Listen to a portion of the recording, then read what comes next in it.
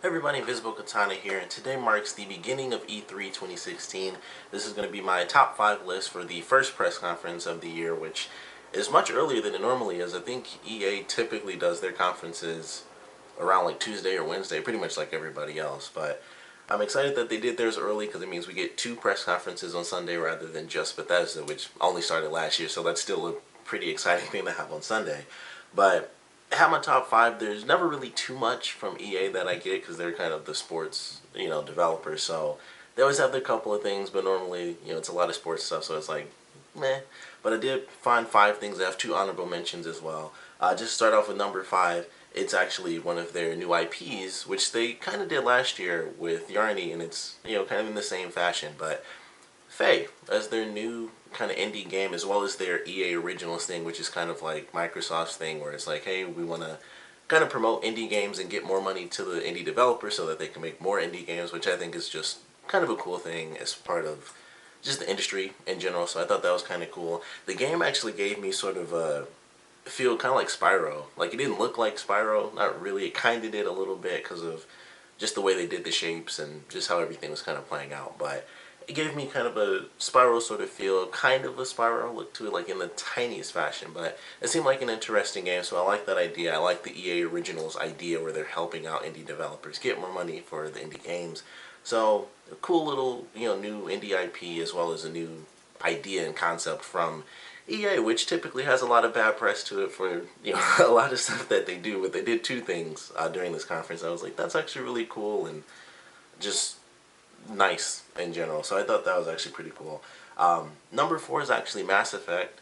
We still didn't get to see much, which is why it's only number 4 for me. Like, I enjoyed what we saw. It was more than we saw last year, so that's always a bonus. But it was still kind of like, this is what we're doing, and it was still just a bunch of narration over we're going here, which we've known for like 2 years now.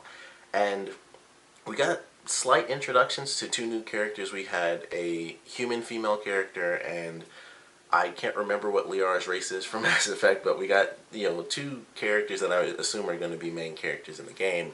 But not much from them. We got little glimpses. We got to see a little mocap work with like one of the physical attacks we're going to get to use throughout the game. And we got to see, some creatures and stuff. It was like, okay, well, there's a little somewhat, I guess, gameplay. I would assume it's gameplay. There was no HUD or any sort of info on the screen. It was just the character and this giant creature. But we got to see a little bit extra, so that was nice, but it was still just like, here's some stuff behind the scenes. It's kind of what they've been doing outside of their sports games. It seems to be what they're doing now, where it's like, here's glimpses of stuff that we don't really have, but it's kind of like they're just showing us, what's coming, 2-3 years down the line. So still enjoyed it, but it wasn't a lot to see, and so it's, it still kind of falls short. It's like, I'm still excited, love Mass Effect, really excited for this, and we got to see the ship, which I thought was cool. It's a very similar design. I believe the ship is like the SR1 and SR2, SR Normandy, stuff like that. So it was very similar in design. Not exactly the same though, but it was a cool looking ship, and we got to see a couple more little places and locations and, like I said, characters. So I thought that was pretty nice, and I definitely enjoyed that. Number 3 is Titanfall 2. Don't have an Xbox One, so I never played the first Titanfall game. I watched some reviews on it and stuff. I was never super interested in it anyway, so I was never upset that I never got to play it since it's only on Xbox One. But I enjoyed what they showed. The multiplayer looks cool. I've seen enough to know what's new and, what's old. So the new stuff looked cool. The giant, crazy, Iron Man unibeam laser cannon thing they have was pretty sweet. They have the grappling hook, which is nice.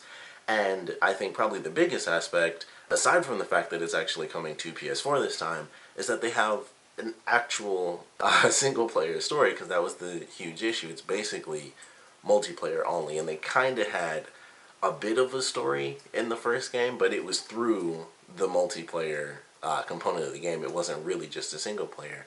And I like what the story said. It kind of, I don't know much about the universe because I didn't watch like full playthroughs or anything, but it kind of gave new dimension to the universe, where it's like this, this Titan was separated from its initial operator, and then it connected to this new guy, so it kind of made it seem like there was new story elements to it. Like, I didn't know the Titans were actual AI components that could answer questions and stuff like that, so I thought that was cool, and it was completely new to me, but that looked pretty sweet. The action was still good. like I said, some of the new elements that they showed off as far as the action were sweet, but I'm always one for story over just multiplayer, because multiplayer gets old to me faster than just a good story will. So that was probably my favorite part about it. It's like, oh, they're adding new story.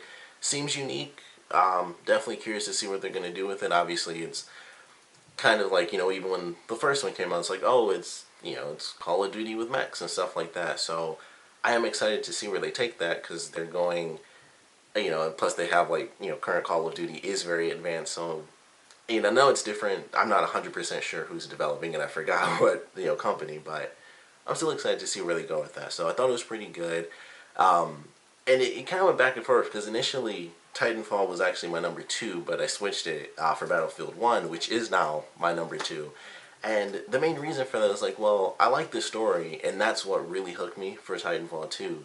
But then with Battlefield 1, I'm like, well, I saw the trailers and stuff. I saw how it goes all over the place. And, it's clear, even from the initial trailer, who our main character is going to be. But seeing all the gameplay and seeing, the new trailers that were done during the actual conference, I realized I'm actually really excited for this Battlefield as well and what they're going to do with this story. And at first it was like, well, it's going to be World War One, so it's going to be World War One. Like, that was pretty simple. But they can do some stuff with that. And considering what they have with, like, there's horses and, they talk about how the multiplayer is going to play out as well as the single player. It just had me more excited. I thought it was really good. And, what they're doing with the multiplayer, I watched a little bit of the footage where they did, like, the 64-player match, so we still have destructible environments, we still have, crazy, the big weapons, I forgot what they called them, but we have, like, airships, we have trains, we have battleships, and they also have dynamic weather, which I thought was really great, and that's another thing that changes the single player as well as multiplayer, but I just thought that was really cool. So, they kind of went back and forth and it kind of switched around for me. But ultimately, Battlefield 1 kind of landed at my number 2, because it was like, well, they can still do something great with the story.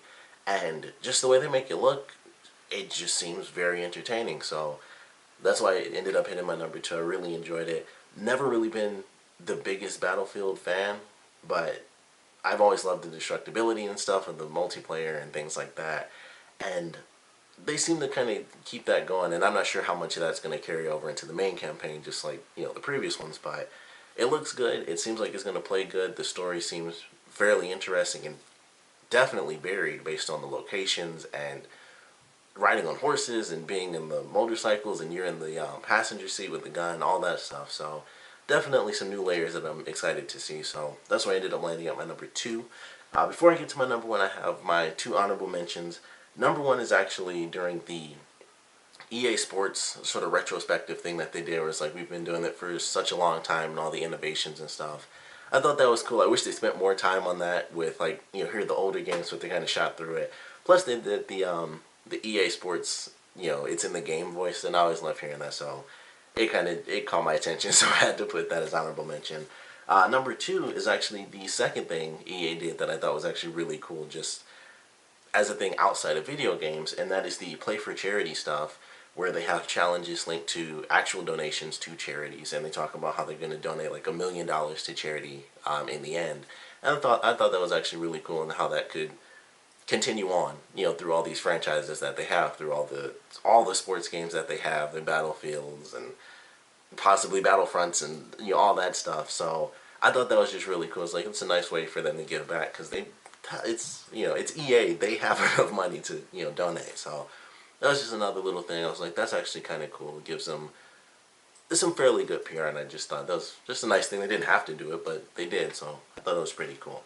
And my number 1 thing out of the entire EA showcase is probably for a lot of people, and they didn't have to show really anything. I think maybe there are 3 clips total, but honestly, this whole Star Wars showcase, that was my number 1 moment, because I love Star Wars, and they have 2 fairly good companies doing individual Star Wars games. We have Respawn Entertainment doing a Star Wars game, which they actually showed mocap footage, which had me super excited, because they had people using lightsabers, so that means we're getting, possibly Jedi and Sith fighting against each other. So that's insanely exciting in general. Whenever it's a main game and you get to actually use Jedi, because there are a lot of ways around that. So I love that idea. Visceral I love, because they did Dead Space, so anything Visceral does I'm kind of behind, to be totally honest. I as much as people don't like Dead Space 3, I love all three games. I like in love with the Dead Space franchise, so very curious to see what they're going to do with that. And I believe the clip of the person walking out of their home and they're like TIE fighters flying over and there's a Star Destroyer like up in the air, I'm pretty sure that was from Visceral's game. And it seemed fairly gritty. It seemed like it was just, you're this random person, you're living on some sand planet, who knows, they might make a new one. And I was just like, that's actually cool. It just seems like it's simple. It gave me, it kind of reminded me of the Darth Maul game that unfortunately got canceled that looked really, really good. And it just seemed like it could be fairly gritty, and coming off of the canceled Star Wars 1313, maybe, totally different people, but maybe they could get inspired by that and do something a bit more grounded, whether it has lightsabers or not, although I think like everybody, I prefer lightsabers, at least at some point in the game.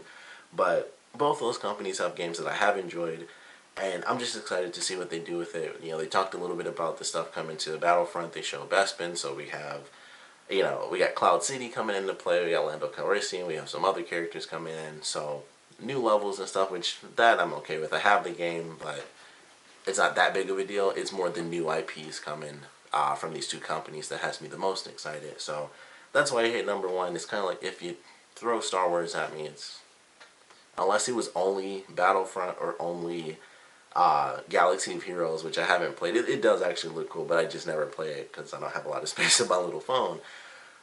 If it was just one of those two, it wouldn't have been that big of a deal. It may have just been an honorable mention, but because it was all that stuff together, and it's like, here are two original IPs from two companies that have done some pretty cool stuff in the past, plus, some new stuff for Battlefront. I was like, it definitely hits my number one. It's a lot of good Star Wars stuff coming at once. Some fairly, like I said, some fairly trusted developers, so really looking forward to that, and that's why it hit my number one.